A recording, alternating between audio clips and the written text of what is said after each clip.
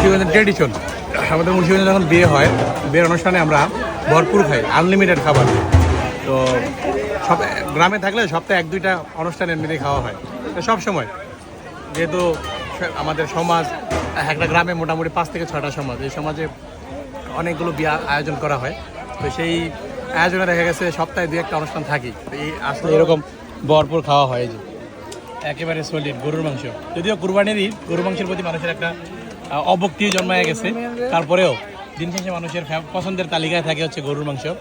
এই যে আমাদের চাচা এখানে খাইতেছে, পাশাপাশি ছোটো ভাই ব্রাদার, এই যে আমাদের বিয়াই আফুখা ভরপুর খাইতে পারে। মাসাল্লাহ দিলে বয়স বাড়লে কী হইব, মনে রুচি কমে নাই, খাইতে পারে। চাবাইতে আছে কেমন দেন না, খাইতে পারে, ভরপুর খাইতে পারে। যাক মাসাল্লাহ, এই ধারাবাহিকতা সবসময় থাকুক। এই যে আমাকে হুজুর সাহেব, হুজুর খাইছেন, পেট পড়ছে? যাক মাসাল্লাহ। এই যে ভাত আসতেছে, পোলাও, তারপর হচ্ছে এখানে সালাদ আছে, পাশাপাশি গরুর মাংস, আর আমরা পাশাপাশি রোস্ট থাকে।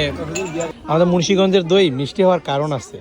এখানে যেই দুধ থেকে দই তৈরি করা হয়, এই দুধগুলো সংগ্রহ করা হয় একেবারে খোলামেলা প্রকৃতিতে বেড়ে ওঠা গাভী থেকে।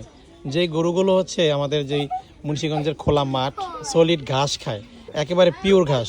অনেক দুধ আপনারা ফার্মের গরু থেকে দুধ খান, ফার্মে লালিত পালিত হয়, বাট এটা হচ্ছে একেবারে খোলামেলা, আসলে মুক্ত আকাশে খোলামেলাভাবে বেড়ে ওঠা গরুর দুধের গ্রানি থাকে অন্যরকম, স্বাদই থাকে অন্যরকম।